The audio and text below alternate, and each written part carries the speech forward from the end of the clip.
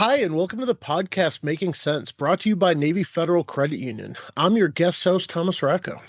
We at Navy Federal know how difficult it can be to manage your finances across multiple accounts. Today, we're going to talk about what you need to know about account balancing. So let's guide you through some of our financial wellness tips and tricks. To help us dig into this, I'm joined by Sun Bayless, Senior Vice President of Membership and Deposit Products at Navy Federal. Sun leads the team responsible for supporting the full life cycle of membership, savings, and checking products that support members' financial well-being. Sun, thank you so much for being with us today. Hey, Thomas, great to be here. So let's start out with something simple. People hear account balancing, and it can sound a little intimidating. What does it really mean? Account balancing has really changed in how we do it over the years. Thomas, do you remember learning how to use a checkbook? I do. Back in the day. Absolutely. You do? Okay, do you remember those pages at the start of the checkbook where you were supposed to list out the money going in and the money going out of your checking account? I recall not logging things accurately time to time, but yeah, I definitely remember that. And by not logging it accurately, it puts you at risk of overdrawing your checking account. And so the good news is that you don't have to do things manually like that anymore. We have things online available on our mobile devices. But what account balancing really means today is having a clear picture of the money going in and going out of your account. And so it sounds pretty simple, but it is something very important and a habit to build because some of us have more than just one checking account. You may have one credit card, two credit cards, a savings account. And so having that full picture of your finances and knowing overall what your financial health and standing is really important. Son, I love it. I just joined a local nonprofit, and the first thing they did was ask for a check for membership dues. And I don't think I've actually written a check in over a decade, but I love you talking about the tools that we have today to make things easier. So let's talk a little bit about that and what that looks like for one of our average members. Would you say that there's a perfect setup that everyone should aim for, or do you think it's more about finding what fits into your lifestyle? Great question, Thomas. There's not a perfect setup and there's not a one size fits all. And it really does come down to figuring out what works for you. So there are some general guidelines that you can follow. I know we've talked about the 50, 30, 20 rule on the podcast, which is 50% of your take home goes towards your must haves, 30% towards your nice to haves, and then 20% towards paying down debt or emergency savings. That's great, but those are just guidelines and rules of thumb. What it really comes down to is sitting down and being clear with yourself and figuring out how to make the math work so that you are not stressed financially. If you set a clear plan and you have a clear idea of your expenses and your income, it'll help you to grow your confidence, show you how you can have control over your finances, and it will be a huge stress reducer, which is super important for your psychological and physiological health. Son, that's a wonderful answer. And we talk about reducing stress for individuals and for families so often with our members today. And our money decisions can be emotional. I'm curious, do you have any stories that might tie in on a personal note? Great question, Thomas. And yes, I absolutely do have an example of a emotional financial decision I made in my 20s, as all good emotional financial decisions are made in our 20s. So at that time, I was dating my husband. So we were not married yet. And we were living in two different sides of the coast. He was living on the West Coast. I was living on the East Coast. And we decided, this relationship is going somewhere. So I said, I am going to quit my job, move across country. And I had very, very, very little in savings. So not a good financial decision. Did it for love. Obviously, it worked out well. But if I had to give myself, my younger self, some advice, it would be as follows. Even if it is starting small, put some money aside every month for an emergency savings account. You don't know when it's going to hit, but boy, when it hits, you are really going to appreciate that you have a small nest egg, something to fall back on, because it really will make a difference. I love hearing those kinds of stories, son. It is so important that people recognize that even us as quote unquote experts in the financial world, right? We still have these experiences to fall back on. I'm sure we could fill a book with some of the anecdotes we see. One of the things that we like to say in personal finance management is that life tends to happen to all of us, right? And I think that's a great illustration of where emotion and finances can intersect. Changing gears just a little bit, we do talk about the stressors and how people can feel unsure about what's coming out of their accounts. And you mentioned the old check registers and brought us down memory lane. I'm curious, at Navy Federal, how would you say we design our deposit products to make things more seamless and less stressful for members? We are a credit union and we do take that to heart. So when we design our products, we do it with the member in mind, the member at the center. So whether you as a member are focused on financial health and stability, or maybe you're focused on building your financial wealth, we have that in mind as we design our products, our experiences, our features. So I'll give you a few examples. One way is we really do strive to minimize or eliminate fees. And then when it comes to growing your money, we offer really great rates. One of my favorite savings products that I always encourage folks to open is something called the Special Easy Start Certificate. So it is exactly as the name implies. It is special because it is great rate to earn your money. And it is easy because it just takes about maybe 1 minute to open online, and it takes only $50 to open. And so for $50, you can grow your funds at a very competitive rate. And then also when it comes to experience, we want to make banking really easy, transparent, simple for the member. So we know that it can be intimidating sometimes, or you can just feel overwhelmed because there's a lot of features, maybe you have multiple accounts. And so you can get texts, alerts sent to you, notifications, emails when a purchase goes through of a certain dollar amount, when your balance reaches a certain amount, thresholds that you set. And then we also have really excellent tools on My Making Sense. So a big plug for our My Making Sense dashboard online. It's free for all of our members, and it's got all kinds of tools to include budgeting and understanding your spending patterns, maybe uncovering where you may have subscriptions that you weren't expecting. And so I encourage, everyone to check that out. But that's how we design with our members in mind. Yeah, I feel like we could play buzzword bingo with some of this. It doesn't matter how much you make, it's how much you keep, right? And Exactly. I love those alerts that you're talking about. I have a joint checking account with my son, and I will admit I get those lower balance notifications more frequently than I would like.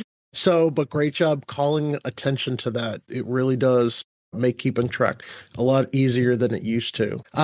You also talked about our savings account. For our listeners who feel like money is tight today, what would you recommend as a way to start building a savings buffer without getting overwhelmed? Yeah, that's a great question. One of the things that I recommend first is to save not just for the sake of savings, but save with a goal in mind. There's something about when you're able to make it something tangible, it motivates you, and so you're more likely to stick through it.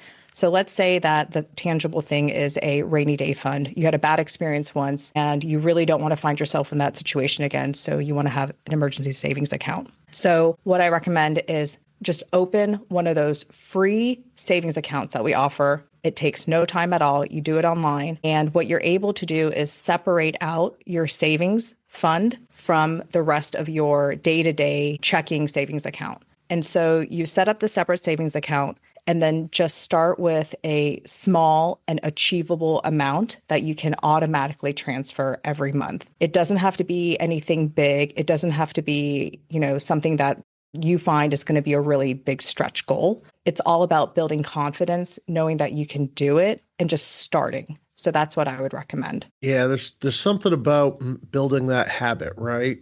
We are Mm-hmm. what we consistently do, and automating it certainly makes things easier. Just progress over perfection. So, just changing gear just a little bit, we touched on the emergency fund and the savings buffer, and I think you hinted at that easy start. But there's something about the money being accessible, right? We need to be able to get to it when life does happen, but we don't want it to be too easy to spend.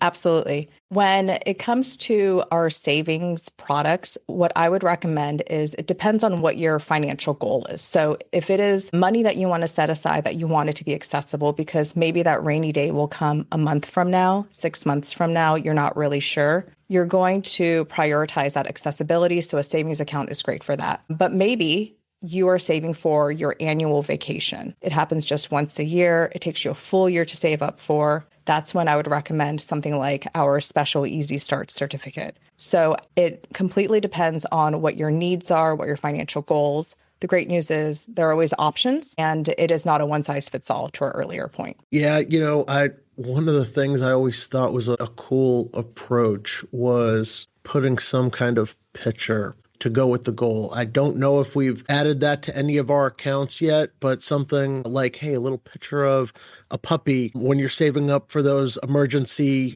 vet bills, right? Or the picture of the island for that dream vacation you're planning. So when you pull money out of that for something else, it makes it tangible. You at least have to look it in the eye if you want to deviate from your goals. We've had a lot of conversations today about people setting up habits, saving automatically, and a lot of people start down that road.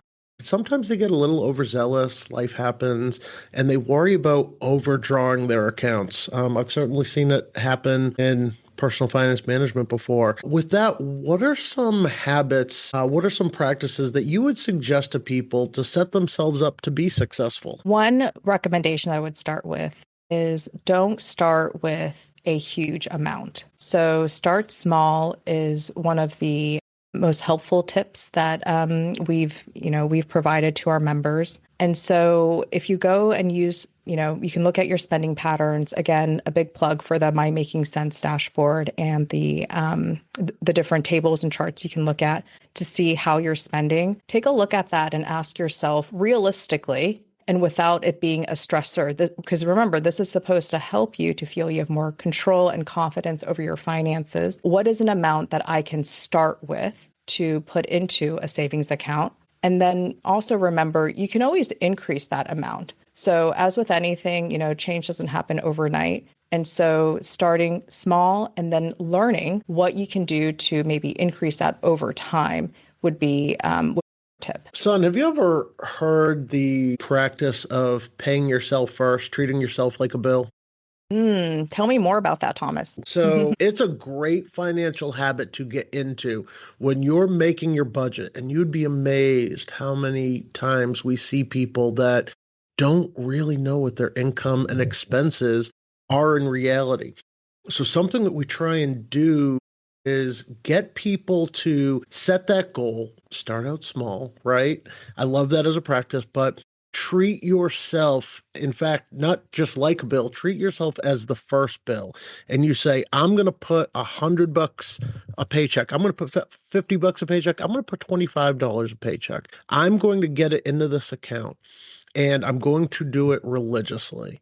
And at the end of a year, that money adds up so quickly, and the odds of it being needed are pretty high, right? And we never know what's coming down the pike, but we know something is going to be. So being able to do that is setting that habit, and we are what we consistently do. I love the idea of how we identify also. Have you ever heard of someone that identifies as a saver or as a spender or as a gambler? Has any of that ever come up in your discussions with family and friends? Absolutely. And it can be self-fulfilling. Right?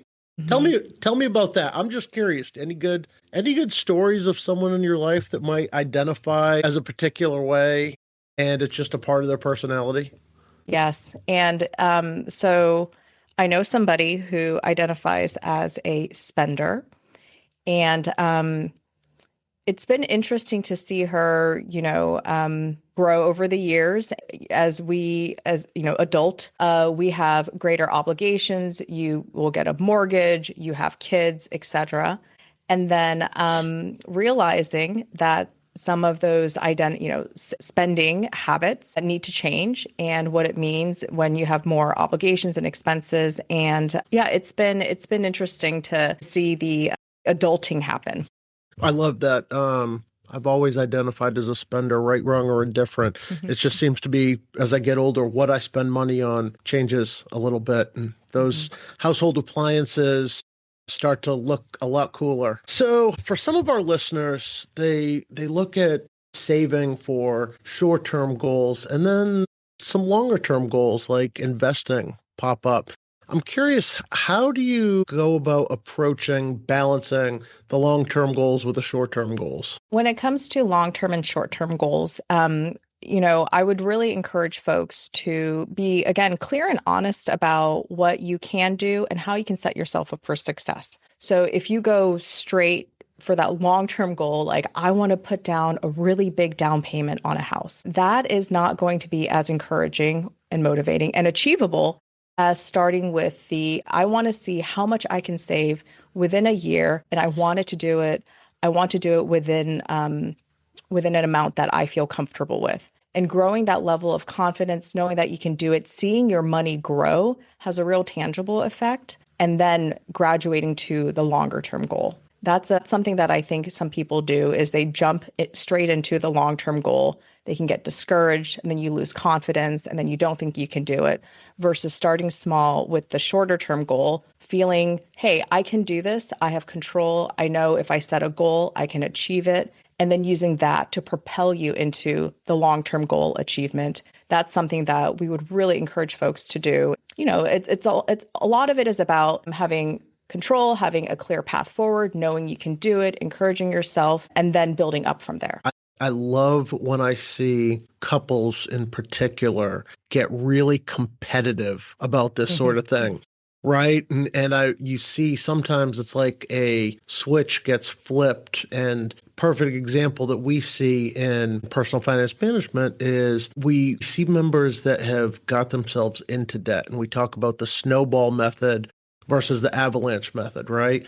The avalanche method is a better approach mathematically, starting with paying off that higher interest debt regardless of the balance. But when we go into the snowball method, there's something about that psychological fulfillment of I'm going to pay off the smallest balance first, minimum payments on everything else, and getting that first $500 credit card, $1,000 credit card, $5,000 credit card, getting that paid off gives you such a rush and it creates that habit. And we don't see it a whole lot on the investing side, on our side of the ball, but I hear stories from folks, probably from your side, perhaps, where our members are trying to reach a certain goal for retirement or an emergency fund or that vacation fund, whatever it may be. So that's got to be really fulfilling for some folks. I love that example. And a lot of financial health and financial stability and readiness is that feeling and knowing that you can do it, feeling empowered. And there's a real, effect to that psychological effect. So that's a fantastic story, Thomas. It's so important, just like you said earlier, son. What matters is the engagement, right? You don't have to be perfect. Consistency is going to trump that every time. So before we wrap up, we have a lot of great information today. If there was one call to action, one thing from today's episode that you want our listeners to be able to take with them, what would it be? It would be start small and start now. It takes maybe a minute to open a separate savings account online, super easy. And you can start with whatever you're comfortable with. Maybe it's $20, maybe it's $50. And then just build up from there. Know that you can do it. And we've got a ton of resources for folks. So you're not doing it alone. Resources both online through My Making Sense or even by calling your personal finance management counselor, which is a totally free service for our members. It's fantastic. So you don't feel like you have to do it alone. You've got somebody that you can talk to, but really encourage folks to just take that first step. It's very achievable. You just need to get started. Thank you so much, son. Now, all of the different links that you plugged, we will be sure to have in the show notes. And that's a wonderful place for us to end. Sun, thank you so much for sharing your insights with us. Thank you, Thomas. It was great to be here. All right. And to our listeners, thanks for tuning in. Share this episode with someone who could benefit, and we'll see you next time on Making Sense. Stay safe, stay informed, and we'll see you next time. Navy Federal Credit Union is federally insured by the National Credit Union Administration. This podcast is intended to provide general information and shouldn't be considered legal, tax, or financial advice. It's always a good idea to consult a tax or financial professional for specific information on how certain laws may apply to your individual financial situation. References to and participation with the military community does not constitute organizational endorsement. Navy Federal is an equal housing lender. Navy Federal Credit Union are members of the mission.